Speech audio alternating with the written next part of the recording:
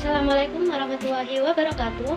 Perkenalkan, nama saya Rizky Yuliantini dengan NIM 23351100003. Di sini saya akan sedikit menjelaskan tentang konsep EAFM.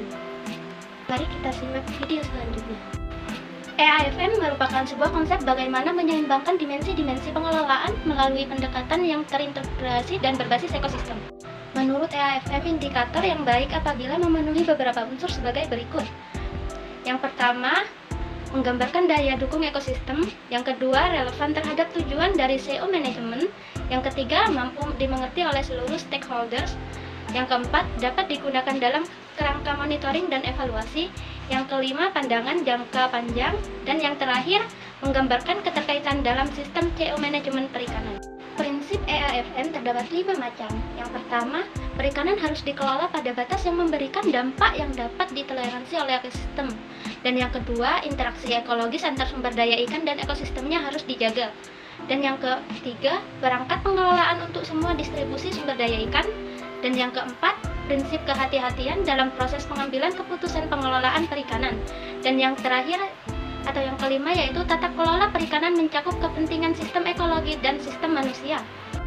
Baik, indikator dalam EAFM terdapat 6 macam, yaitu domain sumber daya ikan yang terdiri atas JPUE baku, tren ukuran ikan, proporsi ikan yuana, komposisi spesies hasil tangkapan, range collapse, dan spesies ETP. Dan pada domain habitat ekosistem perairan terdapat indikator kualitas perairan, status ekosistem lamun, status ekosistem mangrove, dan status ekosistem terumbu karang, dan habitat unik dan perubahan iklim terhadap kondisi perairan dan habitat. Yang ketiga, domain teknik penangkapan ikan yang terdapat 6 indikator. Yang pertama, metode penangkapan ikan yang bersifat destruktif atau ilegal. Dan yang kedua, modifikasi alat penangkapan ikan dan alat bantu penangkapan. Yang ketiga, kapasitas perikanan dan upaya penangkapan, fishing capacity and effort.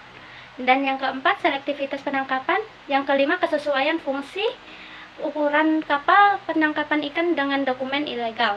Dan yang terakhir, sertifikasi awak kapal perikanan sesuai dengan peraturan. Dan yang domain keempat, terdapat domain ekonomi yang memiliki indikator yang pertama kepemilikan aset, yang kedua pendapatan rumah tangga perikanan atau RTP, dan yang ketiga rasio tabungan atau saving ratio. Yang kelima terdapat domain sosial yang memiliki 3 indikator. Yang pertama, partisipasi pemangku kepentingan, yang kedua konflik perikanan, dan yang ketiga pemanfaatan pengetahuan lokal dan pengelolaan sumber daya ikan. Yang keenam terdapat domain kelembagaan dan memiliki 6 indikator. Yang pertama, kepatuhan terhadap prinsip-prinsip perikanan yang bertanggung jawab dalam pengelolaan perikanan yang telah ditetapkan baik secara formal maupun non-formal. Yang kedua, kelengkapan aturan main dalam pengelolaan perikanan. Yang ketiga, mekanisme pengambilan keputusan. Yang keempat, terdapat rencana pengelolaan perikanan. Yang kelima, tingkat sinergitas kebijakan dan kelembagaan pengelolaan perikanan. Dan yang terakhir, kapasitas pemangku kepentingan. Baik, ini adalah contoh jurnal yang saya temukan untuk mengolah data EAFM. Pada jurnal yang saya dapatkan, saya mengambil salah satu contoh yaitu domain kelembagaan yang memiliki 6 indikator, yaitu tingkat kepatuhan terhadap prinsip-prinsip perikanan yang bertanggung jawab, kelengkapan aturan main, mekanisme pengambilan keputusan, rencana pengelolaan perikanan, tingkat sinergitas kebijakan dan kelembagaan pengelolaan perikanan, dan yang terakhir kapasitas pemangku kepentingan. Pada domain kelembagaan ini sudah lengkap, terdapat deskripsi pada domain kelembagaan dan memiliki kriteria yang terdapat di dalam jurnal tersebut.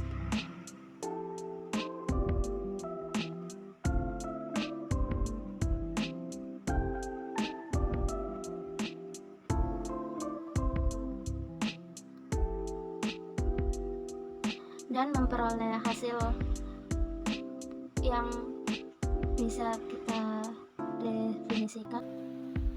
Nah, setelah kita salin indikatornya serta definisi atau penjelasannya, kriterianya, dan data isian yang terdapat pada domain kelembagaan, setelah itu kita masukkan skor yang terdapat pada domain kelembagaan yang terdapat di jurnal tersebut.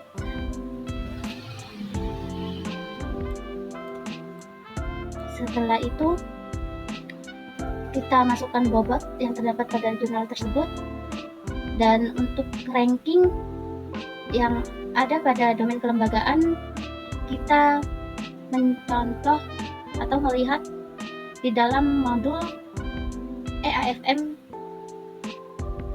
Perikanan dan Kelautan.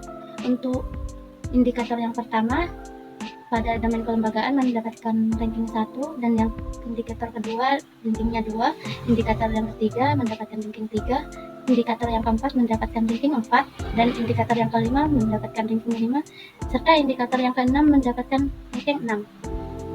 Begitu juga dengan skor densitas. Skor densitas ini kita peroleh dari hasil di dalam modul EAFM pada perikanan dan kelautan tersebut, yang memperoleh hasil indikator pertama pada domain kelembagaan memperoleh hasil 12, indikator yang kedua 5, yang indikator ketiga 5, indikator keempat 1, dan indikator kelima 4, serta indikator ke-6 mendapatkan 4.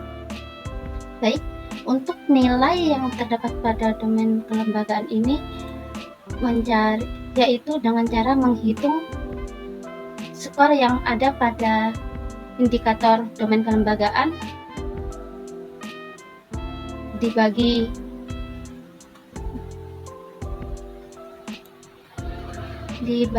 F7, karena ada 3 jadi dibagi ini, sudahnya itu dikali G2 ini bobot, dan dikali nilai skor densitas. Setelah itu kita rata-ratakan dan memperoleh hasil 936. Sama juga pada yang indikator kedua, kita rata-ratakan dengan memasukkan skor pada indikator kedua, lalu kita kali dengan bobot, dan kita kali dengan skor densitas yang terdapat pada indikator kedua, lalu menghasilkan nilai 250. Dan selanjutnya untuk yang ketiga, indikator ketiga sama saja dengan menghitung rata-rata skor dan bobot dan skor densitas dikali skor densitas, dan menghasilkan 180. Lalu yang keempat sama saja dirata-ratakan dari skor dikali bobot dan dikali skor densitas, dan memperoleh hasil 30. Yang kelima sama saja kita rata-ratakan dengan menghitung skor dikali bobot dikali skor densitas, dan memperoleh hasil 132. Dan yang terakhir kita ratakan juga dengan memasukkan nilai skor dikali nilai bobot dikali skor densitas, dan menghasilkan nilai rata-rata yaitu 60. Baik, sekian dari saya, kurang lebihnya mohon maaf. Wassalamualaikum warahmatullahi wabarakatuh.